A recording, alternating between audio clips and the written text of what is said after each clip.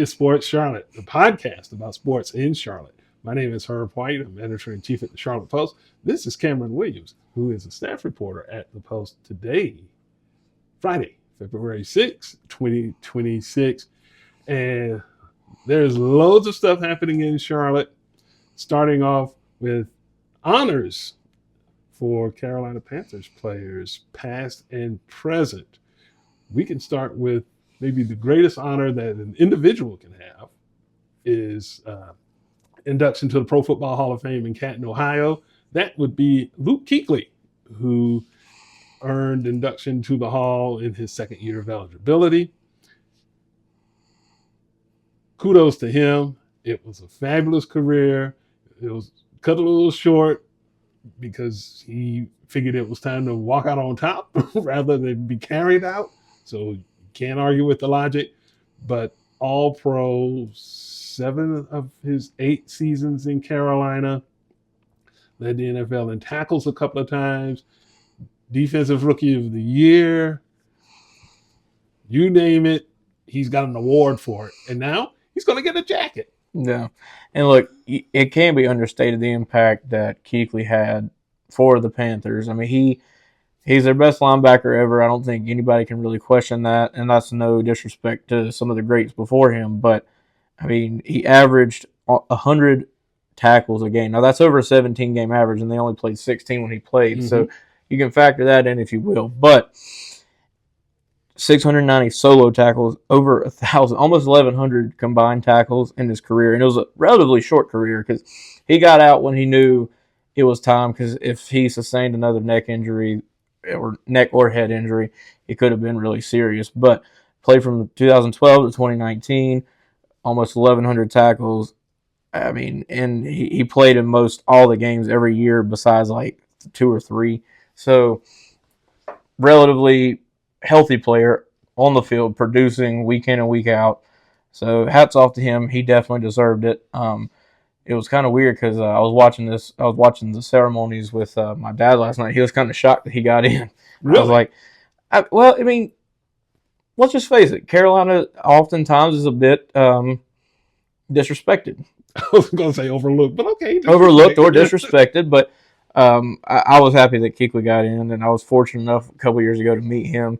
Down-to-earth guy, really straightforward. He is as advertised, but when he gets on the field, he becomes an animal. Yeah, well, he was a walking chalkboard on the field because he knew what was coming before anybody else, maybe even the offense knew, and he could diagnose and react quicker than just about anybody in NFL history.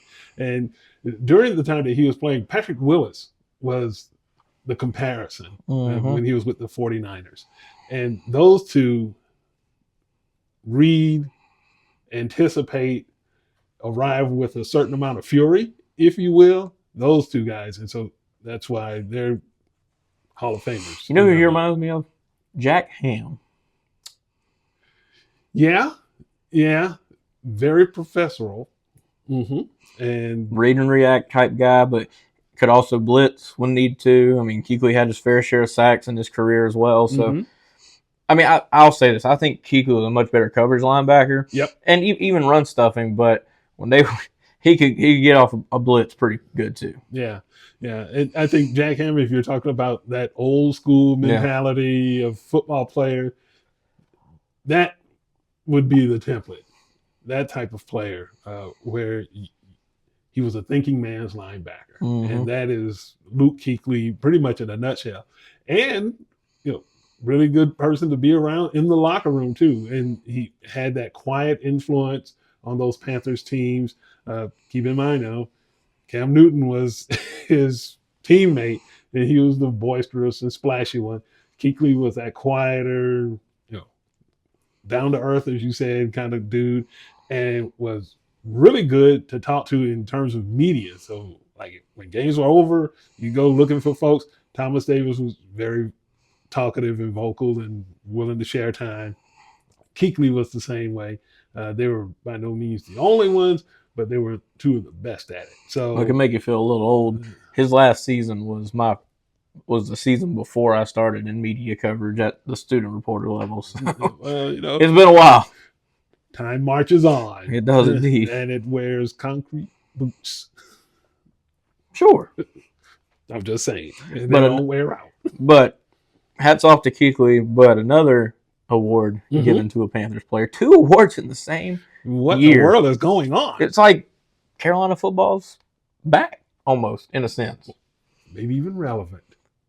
I know that's your favorite word. You love relevance. I sure do. But T-Mac, or as his mom made it known last night during the award ceremony, it is Tetaroia McMillan won the Rookie of the Year.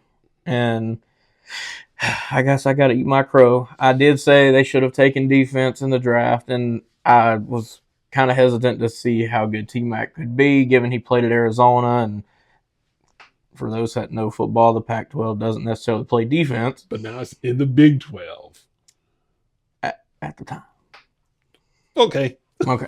Now it is the Big 12. Even the Big 12 don't play defense. Let's be real. Well, that's true, too. But at any rate, he did win Rookie of the Year. Your thoughts? I'm not surprised. I told you from the very beginning. Did you think going into when they drafted him, did you say Rookie of the Year? No. Okay. No, I did not think that either.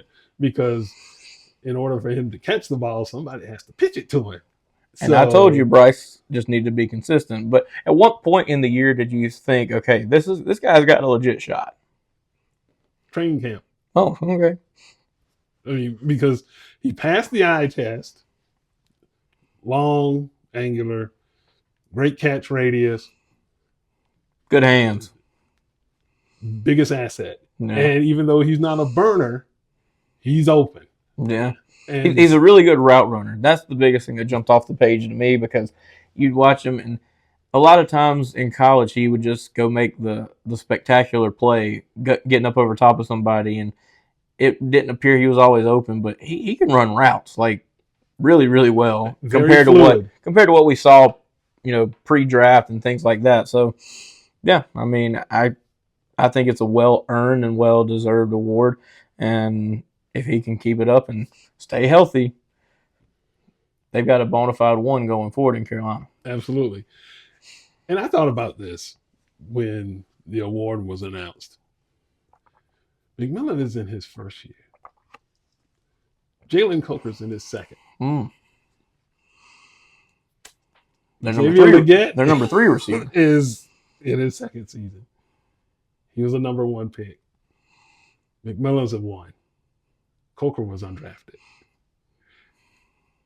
The value is starting to show.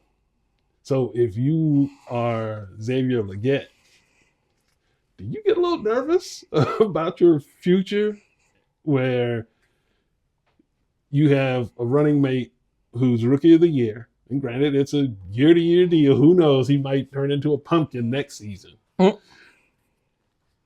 Jalen Coker looks like he's a certifiable number 2 at least, and you're still having issues getting out of the block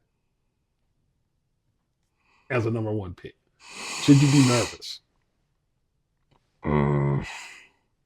No.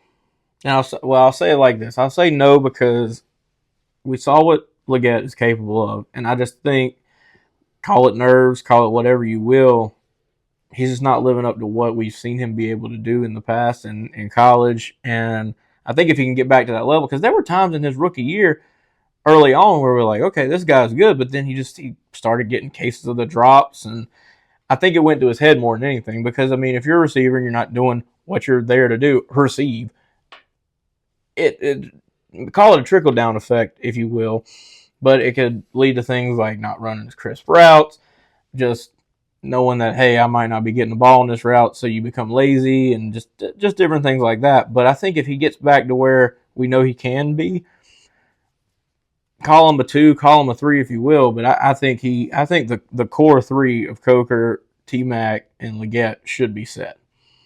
Well, we'll see about that, unless somebody else comes along in the rookie class in 2026, or please draft defense. Good gracious, you've got an offense. Well, draft O-line, but Draft some defense. Well, especially at linebacker Yes. and pass rushers, even though I think they are in a fairly good place with edge guys, but that's to be worked out between now and the draft in April. But we will certainly get into a whole bunch of that as time goes on. Let's shift gears. You didn't want to do your Mount Rushmore? Oh yeah, that's you right. Did want to.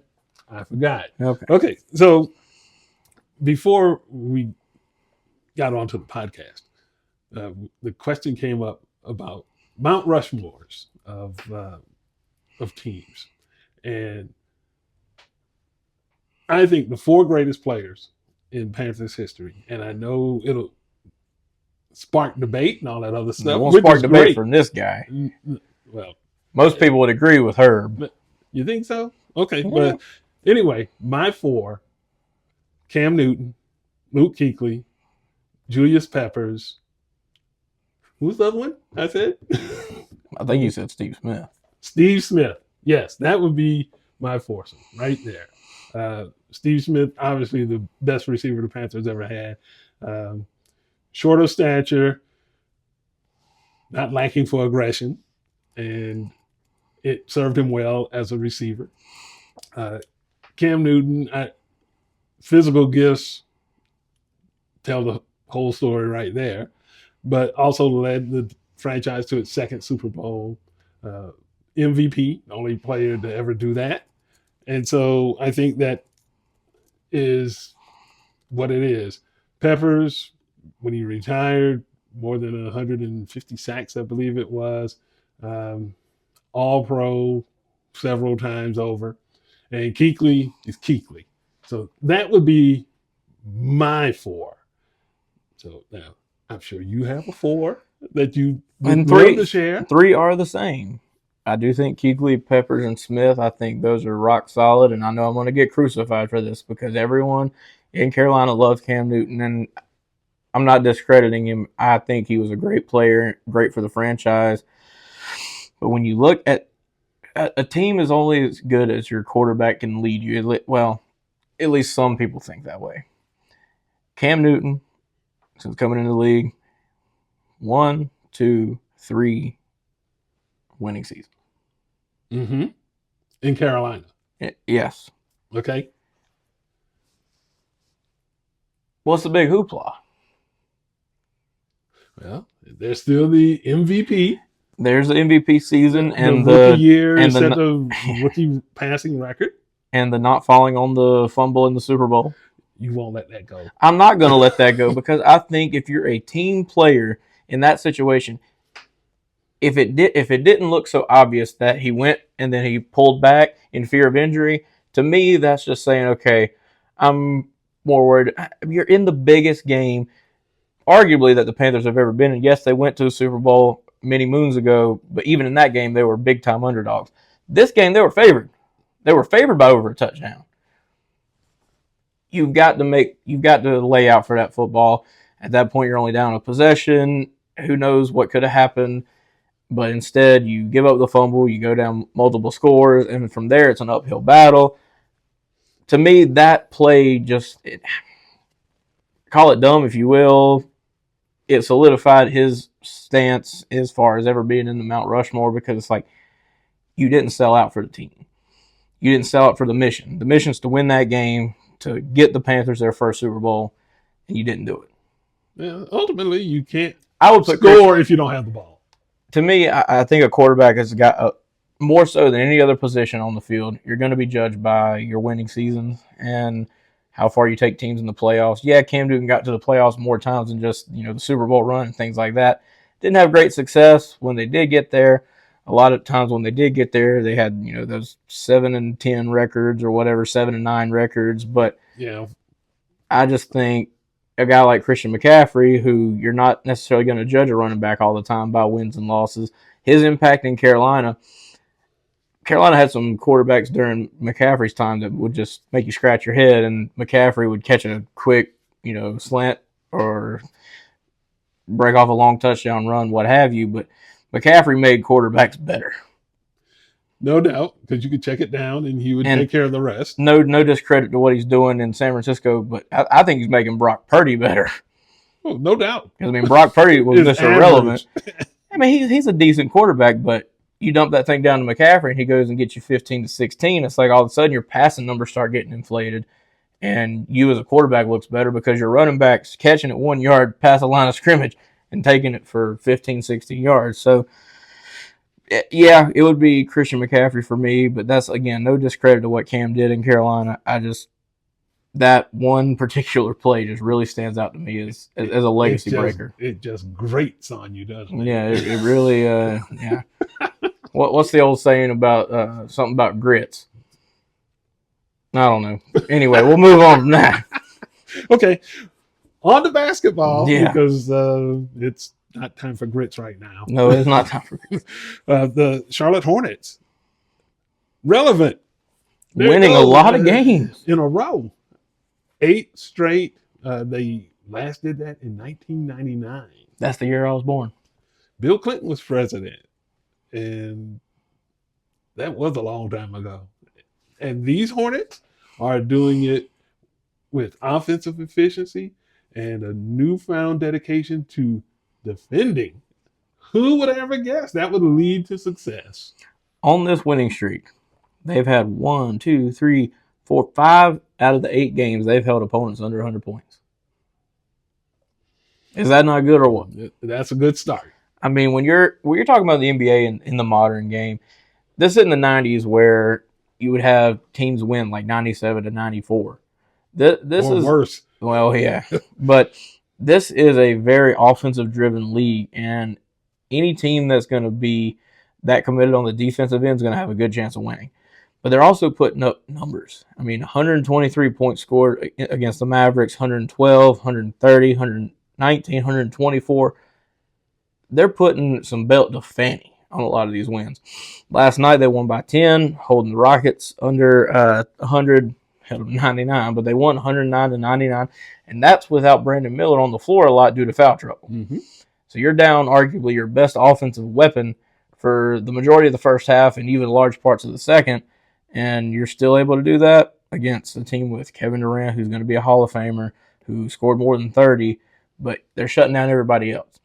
And I think in a league where offense is such a standard or precedence where you got 4 or 5 guys on every team that can fill it up, if you've got 4 under wraps, you can let your one guy have 30 to 40, but as long as you guys like Alfred Sengun, Amin Thompson, Jabari Smith Jr., those guys for the Rockets weren't scoring, it's a good recipe for winning. Yeah, and no doubt they are doing a whole lot of that. And how long will that last? And the other side of it is they're creeping up the standings. They're up to 10th now. So if the season were to end today, they would be in the play-in. Out of the next 5, okay, Atlanta, Detroit, Atlanta, Houston, Cleveland. When does the win streak end? Or does it? It will. I think it's Detroit. Monday, when I'm going to be in the Spectrum? Nah. Detroit has a way of... Detroit just lost to Washington, man. I understand that. But the other thing is it's also part of the mental game. You see a team that's on this incredible roll, you want to get a piece of that too. Well, of course. But can the Hornets truly live up to what we've at least been putting them on this pedestal of late? That, well, I mean, you can't really argue. Statistically, right now, they are the best team in the NBA. Which is so wild to say. Well, and they have they're tied with the Knicks, I guess, for the longest win streak at present with 8. And that's where we're going to find out a lot about these Hornets, whether the lights are getting too bright for them or they're starting to smell themselves, as the whole thing goes. And how do they handle the mentality of having to play up the expectations now, because this is not like 2 or 3 years ago where it's like, oh, well, that's the Hornets. Whatever.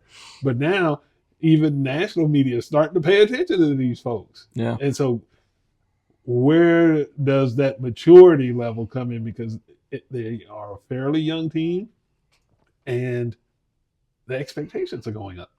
I don't want them to start overlooking. Now, I know you said Detroit, and that's 2 games away yet. They need to handle business tomorrow. And a lot of people, well, I mean, the Hawks aren't that great. I mean, they've got a similar record, this, that, and the other, but the Hawks are a team that can fill it up. The Hornets are gonna have to be very committed on the defensive end because this Atlanta roster, it's built very similar as far as the youth movement. They've got a lot of young guys who can score in many different ways. Jalen Johnson, who, well, I guess if you can call him a Duke guy, you can, but that was during that after the 2020-21 season during COVID, and he ended up leaving the program, but I digress. But anyway, he's playing at a really high level. I just think the Hornets don't need to get too comfy and thinking, oh, this is just the Hawks. We can beat them. They need to go out there, handle their business, and then get to that Detroit game. Because, yeah, everybody's looking at that Detroit game like, oh, it's back home in the Spectrum. But if they get too complacent, the win streak could be over down in Georgia. Yep, that's true. Very true. And we would be remiss if we didn't bother to talk about the trade deadline. Yeah. And additions, subtractions. Mason Plumlee's out. Colin Sexton's out. I guess the big in is Kobe White. No relation. At least that I know. Okay. Anyway, forgive my laughter. But I liked the trade okay. Did I think it was some home run trade? No. Let me tell you why. Okay. Kobe White, great scoring guard, no doubt about that. He's dealt with some injuries this year. Mm-hmm. He's missed significant time, and I know we talked about it like the day before this trade happened. Colin Sexton's won this team a lot of games this year. And I don't think you can really argue that because, I mean, there were games where overall the team was struggling. They needed a lift. Colin would come in off the bench, pour in 18. Sometimes I think he had 26 in one game this year and willed them to wins. So it's bittersweet. Do I think you've got a guy now? And a lot of people are thinking this could also open them up to maybe look at trading for Giannis next year because now that you've got a guy that can come in and run the point guard, maybe you can package something together with LaMelo Ball and get a guy like Giannis and have Kobe, Brandon Miller, Con, Miles, or whoever, and then a guy like Giannis, and then that could be a potent lineup. Mm-hmm. But right now, with the way LaMelo's been kind of turning into a team first type guy, I don't know if you can trade him. He's on the floor. He's been available as of late, so he's staying healthy. The team's winning. Why break up a good thing? That was the question I was thinking in terms of all the deals that they were making. It's like, okay, they're trading for cats like Malachi Branham. I'm like, who? Yeah. But, I mean, Colin Sexton, I thought there was a good chance he might could have won 6th Man of the Year. I agree. Maybe not necessarily, well, if he isn't playing as the best 6 in the NBA, he is certainly top 5, maybe even top 3, because he brought that tenacity, that scoring punch, and he's a willing defender. Yeah. I don't know if you can say that about Kobe White just yet. No. After all these years in the NBA. I think he is, well, even in his 1 year at Carolina, he could fill it up, and he's quicker. I'll give him that. And I think I'd have to go and look at percentages by year, but I think overall he's probably a better 3-point shooter. But as far as you're right, his commitment on the defensive end, I don't think it's nearly the level of Colin Sexton. But like I said, I'd give the trade a solid B-. I think it was a little bit in favor of the Hornets, but not drastically. Like at least I'm sure Hornets fans wanted to see like you get an A+ grade or whatever. But I think once he plays, he's not going to play until after the All-Star break because he is dealing with an injury. Mm-hmm. But I want to see some games under his belt first. Yeah, and they also acquired Xavier Tillman from the Celtics. Again, okay, not a household name. Michigan State legend. Yeah. And they waived Mike Conley after acquiring him from Chicago along with Kobe White. And Tyus Jones got his bags unpacked and then turned around and packed them. But the Hornets are dealing. And they are shedding folks as fast as they can trade for them. They're getting a lot of cash assets and stuff right now, and I think it could be good for them. Jeff Peterson, I'll get the vice chair of basketball ops. I'll give him his props. He's building this team in the right way, and it's proven, at least on the court. So no disasters yet. Not yet. Yeah, well, so we'll see how that all turns out. But the Hornets are certainly going in the right direction, and after 2 decades of less than great results, it's about darn time. Well, let's argue for a minute. Okay. Rookie of the Year race. Oh, it's Cooper Flag. It's already over. Okay, good. Oh, okay. At least we're on the same page there. Never mind. We're not going to argue. But it's only because, A, the hype is there, and B, the hype is real. The man's averaging 37 over the last 4. I understand that, and he's on the team now that's basically been decimated. You've gotten rid of Anthony Davis, which kind of cements that trade with the Lakers as the worst, maybe in sports history. So think about this for a second. You traded Luka Doncic for Chris Middleton.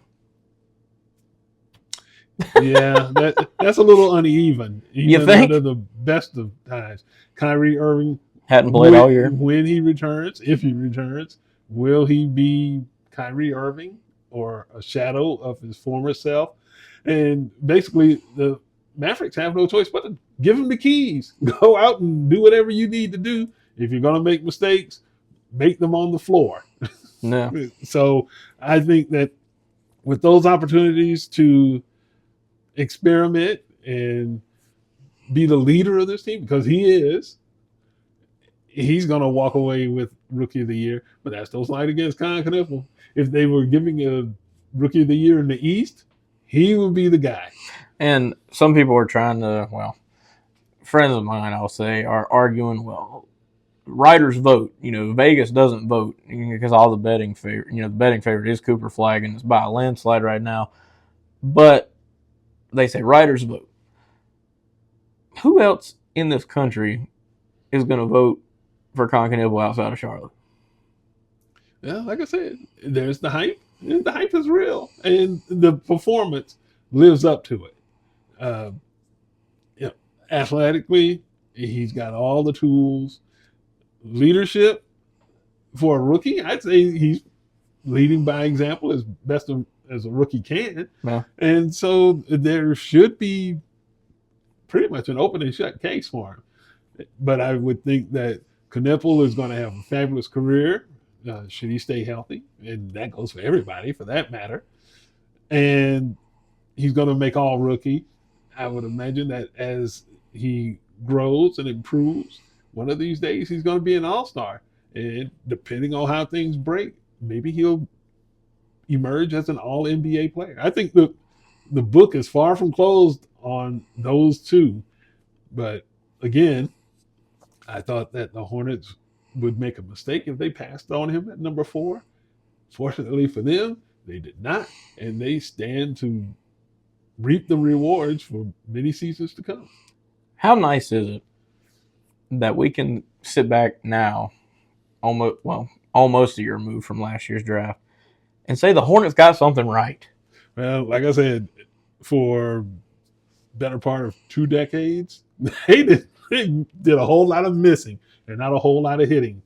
They did manage to get to the playoffs a couple of times, but those were fairly quick exits. Yeah. And I still believe that until this year, they were living under the ghost of James Borrego. So at least now, for the most part, they have exercised that curse.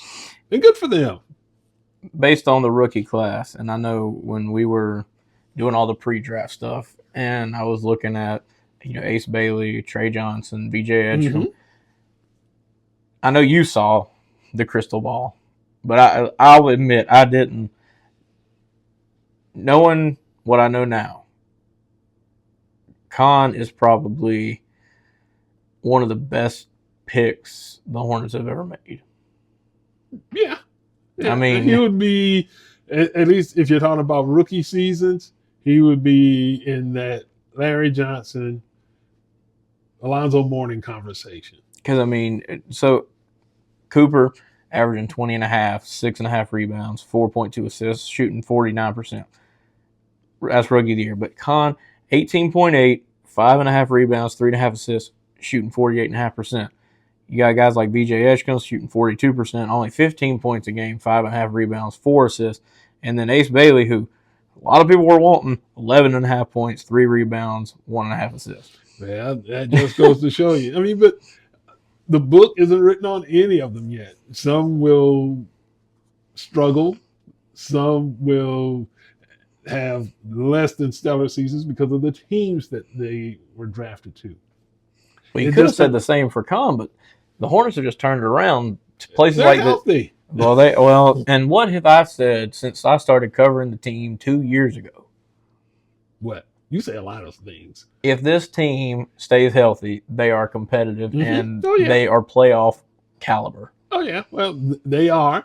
And I think you can't underestimate, in addition to the drafts that they've done in recent years, the last 2 especially, you cannot underestimate some of the other moves that the Hornets have made in free agency. Now, granted, Charlotte is never going to attract the biggest names, but you can put together a decent team. Yeah. And they've been able to do that through free agency, drafting smart these last couple of years, and it's worked out. I'll be honest with you. If they continue to win and win consistently, they could start attracting bigger names. I don't know. I mean, you don't see folks flocking to San Antonio necessarily. San Antonio's put together a pretty good team. Through what? The draft. But I'm just saying that I think Charlotte could. They're never going to beat out a place like LA or Boston or New York as a destination. Mm-hmm. But I think they could crack the top 5 if they continue to win and put together winning seasons. I mean, Charlotte's a nice city. Yeah, but you said it yourself. It's not Boston. It's not LA. It's not New York. It doesn't have. It's not even Miami or Orlando. No income tax. Well, okay. But at the same time, man, I think it could be a destination. You're talking about places that have the historical backing. LA's been good forever. New York, since the 70s. Those are legacy teams. And then there's Florida. No income tax. Money. Well, I'm just saying. Money. No, I mean, but, well, what else is professional sports geared around? Money. Thrown in with the occasional championship. Yes, but that's professional sports. Fair enough. But we've been blabbering too long, and I'll go ahead and give us the landing. If you like our reporting, because we do, and you will, that we do a lot of it on the Panthers, on the Charlotte Hornets, more so by me with the Hornets. But Jeff Hawkins, one of our correspondents, and Herb, sometimes myself, does a great job with the Panthers as well. If you enjoy all that, go to our website, thecharlottepost.com. At the top, you will see donate and subscribe. We'd like you to do both, but more importantly, subscribe so you get our news in your hands every week. Get the e-edition, get the hard copy if you're old-fashioned like myself. Drink it with your morning cup of joe and do that. But also subscribe to our sports newsletter, curated by this guy. A lot of my reporting, his reporting, Jeff Hawkins' reporting, Steve Goldberg's reporting, all of it's in there. Be sure to check that out because it gives you a weekly rundown. If you miss a story, more than likely it'll be in there. So do that as well as get your podcast. If you like the audio version, you can find it on SoundCloud, Spotify, Apple Podcasts, the Queen City Podcast Network, or if you prefer the video to look at our welcoming faces. We're no Vanna White, but hey, also subscribe to our YouTube channel. Click that bell, make it ring, because we value you as our listeners and our readers. And with that, that's Herb, the editor-in-chief. I'm Cam, the staff reporter. Thank you for watching and listening, and have a great weekend.